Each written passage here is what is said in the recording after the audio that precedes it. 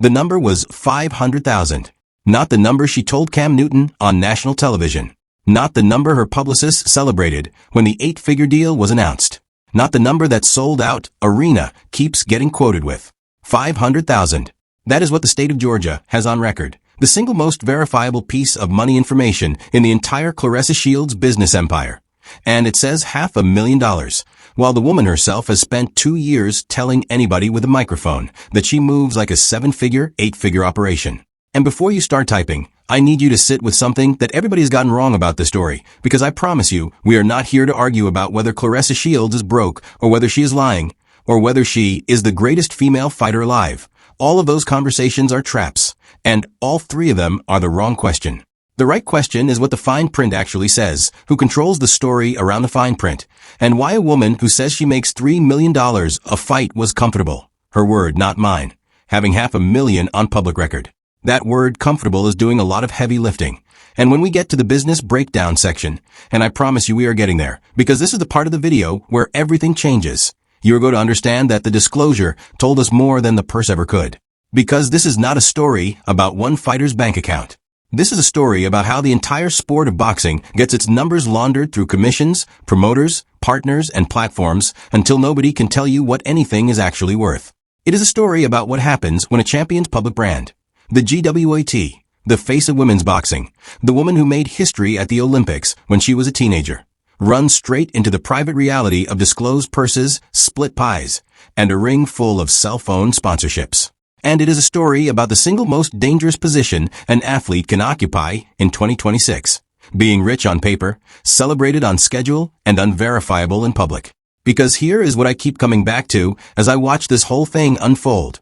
Everybody is watching the argument about the money. Nobody is watching what the money says about the power. And what it says is about to make a lot of people very uncomfortable. Drop your thoughts in the comments, hit like, and subscribe.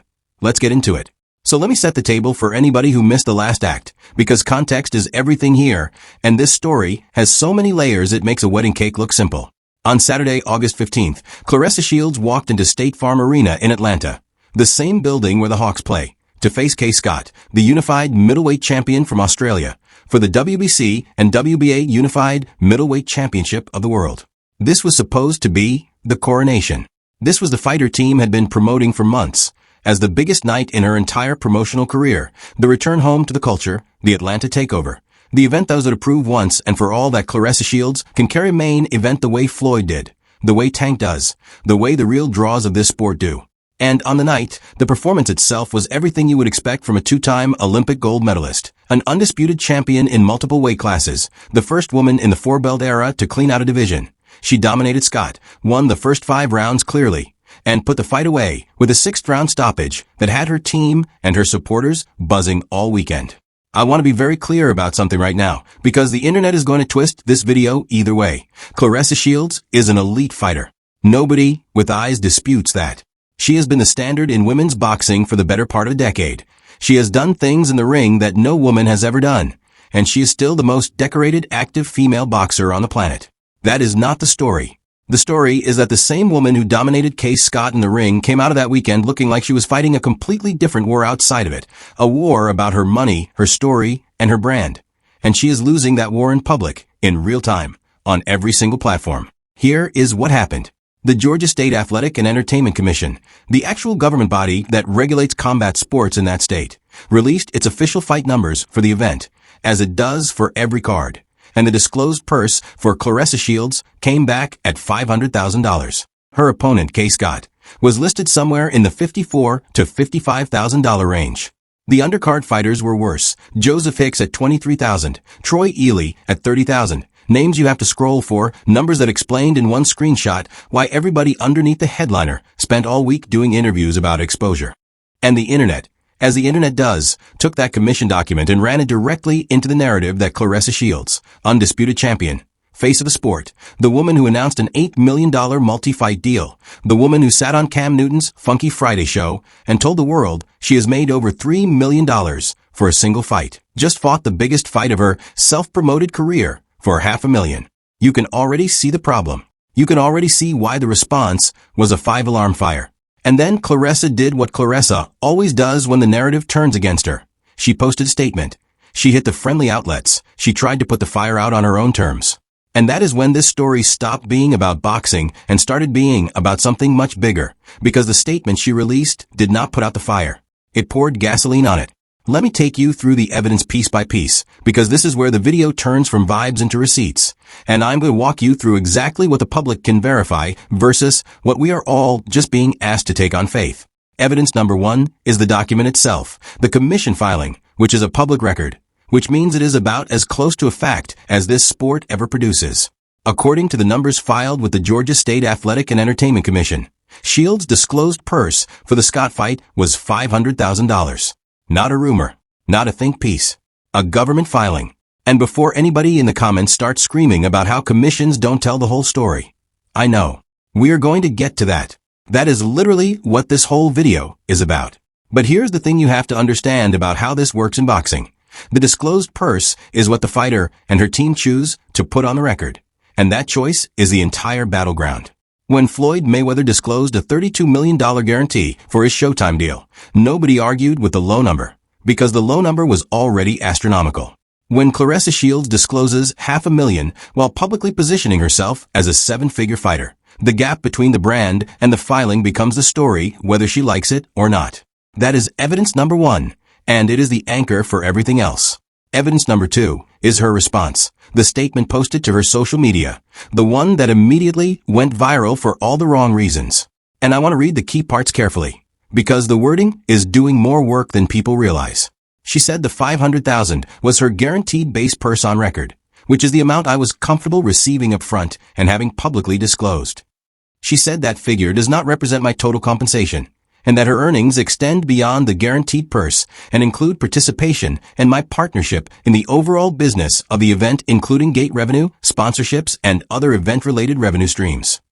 She also said she would not disclose her opponent's compensation out of respect for her privacy, while confirming Scott was paid more than the $55,000 being reported, the most she's ever been paid for a fight. Now, on its face, that reads like a perfectly reasonable businesswoman correcting the record. And then you let it sit for about 10 seconds, and you start to notice things.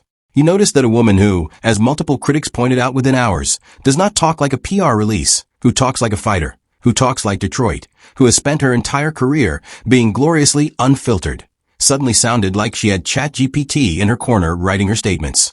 You notice that the same woman who had no problem, according to the people who watch her closely, putting other women's business in the streets, who played clips and aired allegations and told the world things about opponents and peers that were not hers to tell, now suddenly cares about respect for her privacy when it comes to Kaye Scott. You notice the convenient geometry of it all. And then evidence number 3 lands and makes everything worse.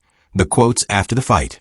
Because in the aftermath, depending on which microphone she was near, Claressa Shields has given this story about 3 different numbers. The commission says $500,000.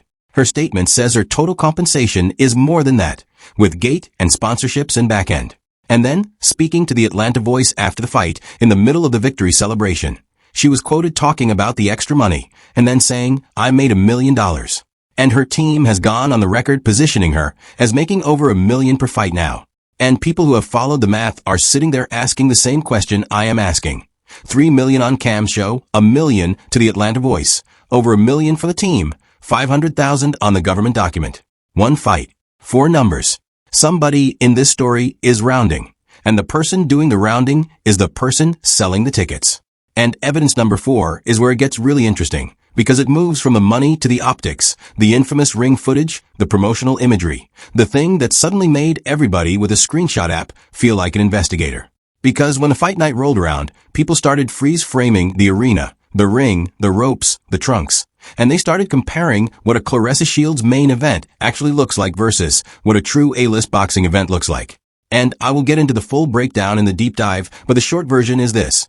When you look at the ring for a Floyd Mayweather fight, the MGM Resorts branding, the Corona, the major corporate money. And you look at the ring for a Tank Davis fight, DraftKings, MGM Grand, the Chrome Heart sponsorship. And then you look at the ring for this event. What you see is a different economy, entirely. What you see is Zeus, Win Records, Salida Promotions, brands connected to the very people running the event, and skeptics, including creators who went frame by frame and published the side-by-sides, kept asking the same question. If there is all this back-end money, all these sponsorships, all this partnership revenue she keeps telling us about, where are the sponsors? Where is the corporate money? Because in boxing, the sponsors are how you prove the drawing power. And the evidence on the ring told a very different story than the statement on the internet. So now you have the commission document, the statement, the shifting quotes, and the sponsorship imagery for separate pieces of evidence, and every single one of them is pointing at the same uncomfortable gap between the brand and the fine print. And just when you think that is the whole story, just when you think you understand the shape of this thing, I have to tell you, the best part is still coming. And oh, do I have more? Because everything I just showed you was the surface. And I know some of the GWAT army is already in the comments typing essays about how I'm a hater, and how the commission numbers don't mean anything, and how Claressa's haters just want to see a black woman lose. Save the essay. Because the next section is where the receipts get personal, where the people closest to this situation start talking, and where the funniest woman in combat sports right now decided to make Claressa Shields the punchline of the entire weekend.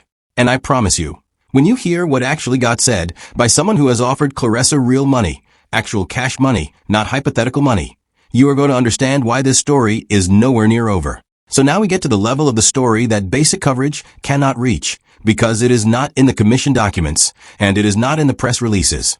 It is in the reactions, the insider reactions, the callouts, the moments that feel like you are reading the group chat of the entire combat sports world.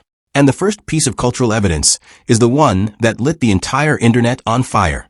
And her name is Cris Cyborg. Cyborg, two-time Olympic gold medalist in her own right, former UFC champion, one of the most decorated female fighters in the history of combat sports, posted directly at Claressa Shields in the middle of this whole firestorm. And she did not come to play. According to her posts, she has publicly offered Claressa Shields $2 million to fight her, $2 million cash on the table, a number that happened to appear right around the time this same story was breaking. And reports have her continuing to press the offer in March of this year after winning her own title.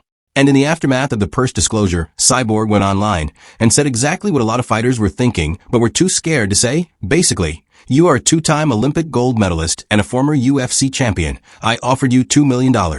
And you took $500,000 to fight an older woman with fewer pro wins and 0 career knockouts instead. And she put a title on it. She called Claressa Shields, and I quote, the goofiest woman of all time. Now, I'm not going to pretend Cyborg is some neutral observer. Cyborg has been chasing promotion, chasing the biggest fight available. And she is 39 years old with her own financial motivations. And a fight with Claressa Shields would be the biggest payday of her career. That is not a secret. But here's why that post matters as evidence, and not just as drama. Cyborg did not criticize Claressa the fighter. She did not criticize Claressa the champion. She attacked the decision-making, the business decision. She stood there in public with a $2 million offer as her proof and said you chose a $500,000 fight over a $2 million fight, and then you want the culture to believe you are getting your just due. That is not an insult. That is an audit. And it lands completely differently coming from a legend of the sport than it would coming from some random commenter. And Claressa's response to that entire situation, per multiple reports, was to shut the fight down, to make it clear she is not interested in that matchup, which is her right. For the record, nobody is owed a fight with Claressa Shields. But it is also a choice that looks very different when the woman offering the money is the one holding the receipt. Evidence number 2 in this layer is the response to the statement itself, not the official response, but the community response. Because within hours, the internet had done what the internet does. It had dissected the statement word by word. It had compared it to every interview Claressa has ever given. And the conclusion from a very wide cross-section of people, including people who love Claressa, was that the statement did not sound like her. It sounded like a PR person. It sounded like a law firm. It sounded like a carefully constructed document designed to stop a narrative without actually providing any numbers. And this is where the conversation turned, because suddenly the criticism was no longer mean-spirited. It was methodological. People were not saying she's broke. People were saying she won't show us the money. Those are two completely different accusations, and only one of them is backed by evidence. Evidence number 3 is the hypocrisy pile, and this is the part that made even her most loyal supporters wince. Because the people who have watched Claressa Shields for years, the real fans, the ones who know her whole catalog, started pulling up her history, and they started asking a fair question. This is the woman who, at various points, has been comfortable airing other people's business to the world. This is the woman who, according to critics who compiled clip after clip, played audio, put allegations in the streets, talked about other women's pasts and private lives, and had no problem making somebody else's struggle a talking point on her platform. And now, suddenly, when it comes to Kaye Scott, the opponent whose purse the whole world is discussing, Claressa Shields is a privacy advocate? She has respect for people's confidentiality now? The critics who pulled those receipts were not subtle about it. You did not respect Alicia Baumgardner's privacy when you were talking about her. You did not show that compassion when other women were being dragged through public moments. But Kaye Scott, the fighter you were smiling with at the press conference, the one you said you kind of loved, her privacy is suddenly sacred? You see what that does to the credibility of the statement.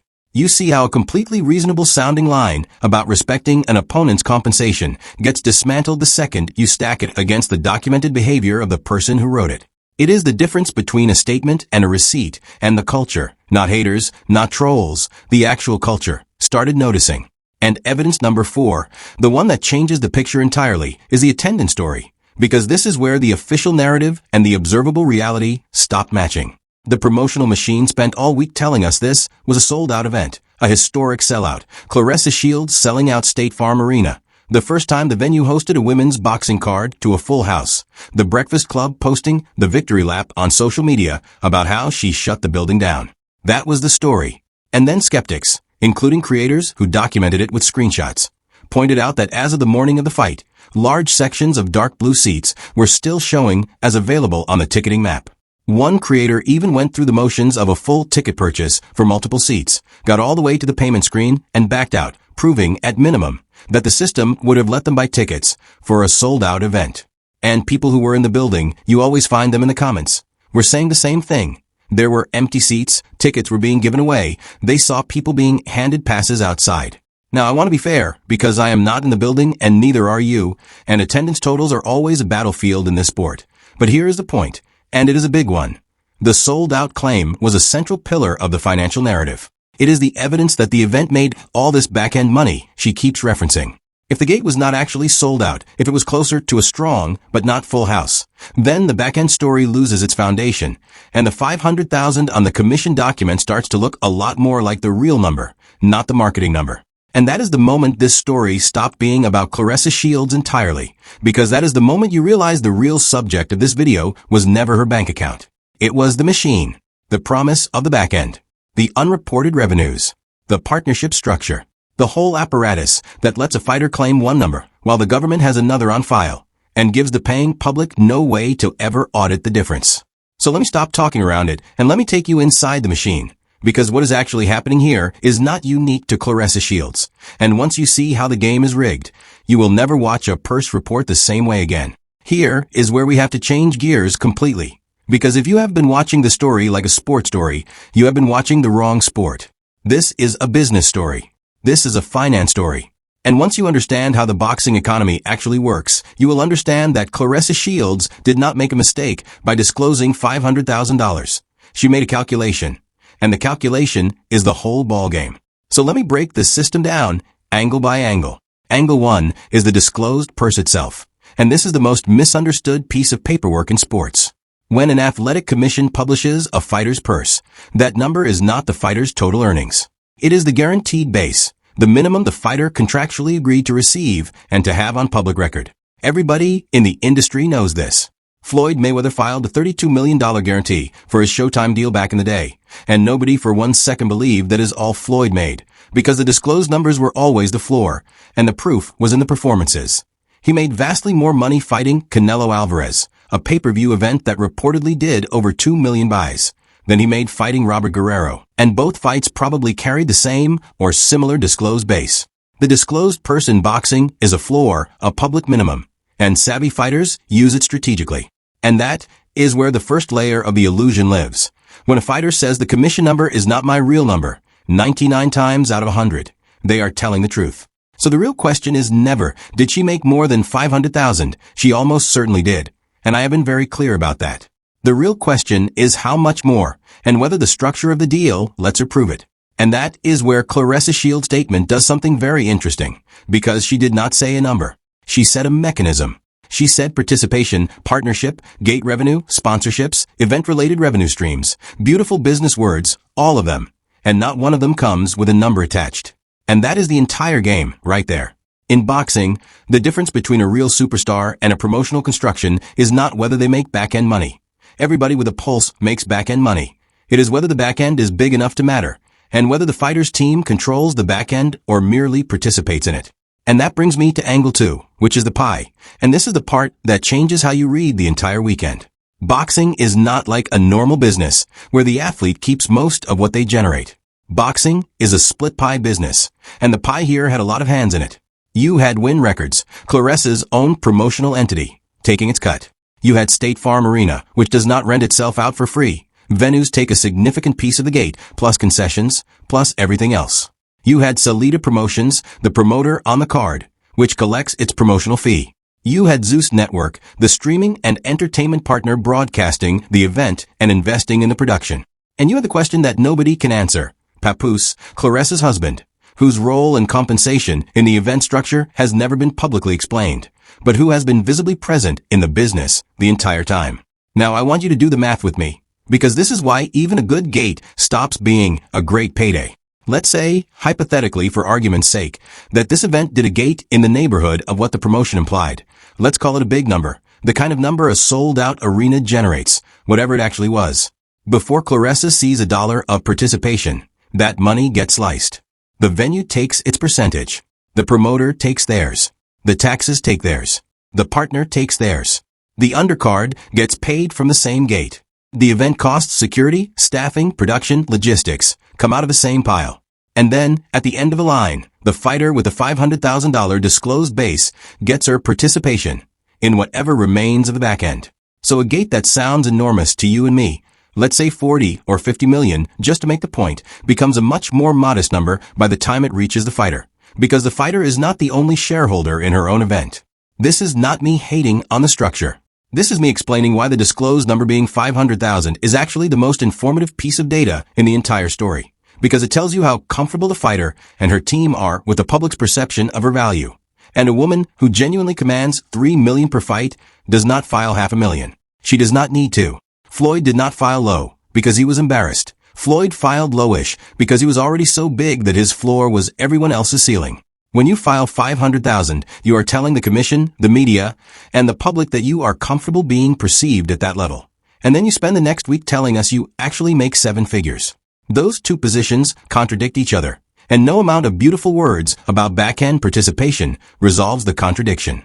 Angle 3 is the sponsorship economy. And this is the angle that makes the whole picture snap into focus, because sponsors are the visible proof of drawing power. When you look at the ring for the biggest fights in the sport's modern history, you see a museum of corporate money. MGM Resorts, Corona, the massive brand placements around the ring, the premium sponsorships on the trunks. Tank Davis carries a Chrome Heart sponsorship. Floyd had Hublet on his wrist, and corporate cash everywhere you looked. These are not decorations at a big fight. They are the economic evidence that a fighter moves the needle for businesses that do not care about boxing at all. They care about reaching an audience. And they pay millions for the privilege. Now look at what was actually visible at this event, according to the people who reviewed the footage frame by frame. What you saw around that ring was not a corporate museum. You saw Zeus. You saw Win Records. You saw Salida Promotions. You saw brands that are connected to the people producing the event itself, vertical integration, in business terms, which is another way of saying the same people are on both sides of the transaction. And this is where the sponsorship claim in her statement starts to wobble, because here is the thing about sponsorships. A real sponsor pays you to advertise their unrelated product, and they do not care about your feelings. A real sponsorship is DraftKings on the canvas, because DraftKings wants to reach fight fans. When the only brands on your ring are the brands you own or your partners own, what you are really saying is that external corporate America has looked at your event and decided it is not worth the money. And that is not a small detail. That is the market's honest assessment of your drawing power, written in the only language business speaks, which is cash. And angle 4 is the media ecosystem, because the money story does not end at the ring, it ends in the news cycle. And this fighter has one of the most interesting media strategies in the sport.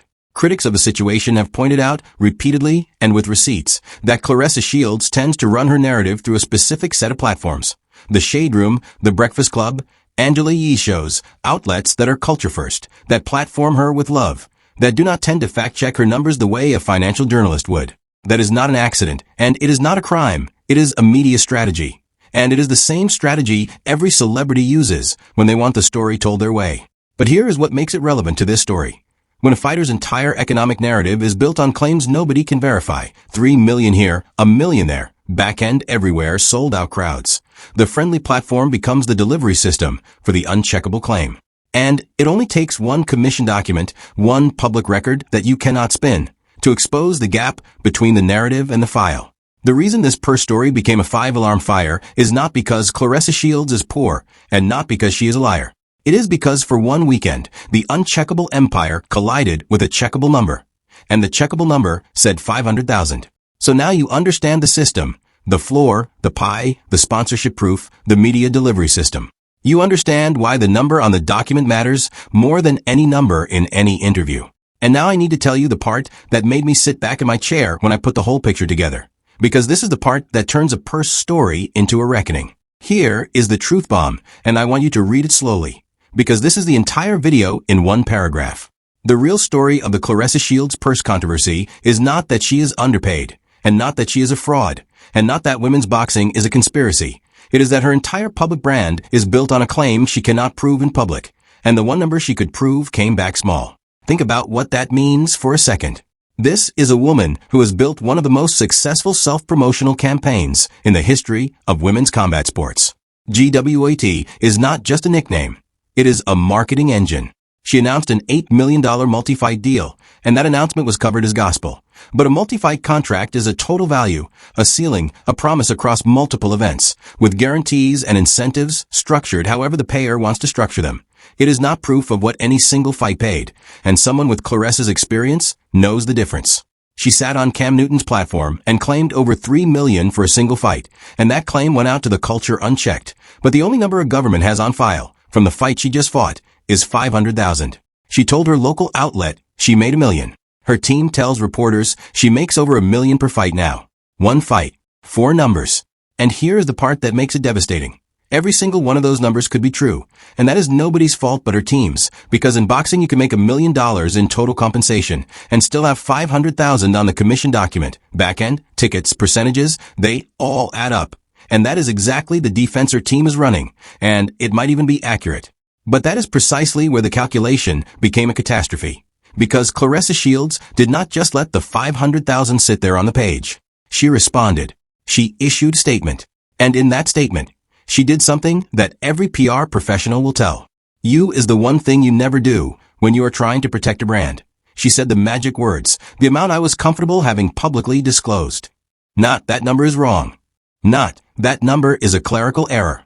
Not I made 10 times that, and here are the documents. She said the number she was comfortable with was $500,000 publicly on the record, while simultaneously claiming her total compensation is significantly higher. And that is the moment she stopped being the victim of a narrative and started being the author of one. Because you cannot be comfortable with a $500,000 disclosure and then be outraged that people think you made $500,000. You cannot control the floor and then blame the culture for looking at the floor. That is the catastrophic logic at the center of this entire situation, and the fallout is still raining down, because now every claim she makes from this day forward carries an asterisk that she put there herself.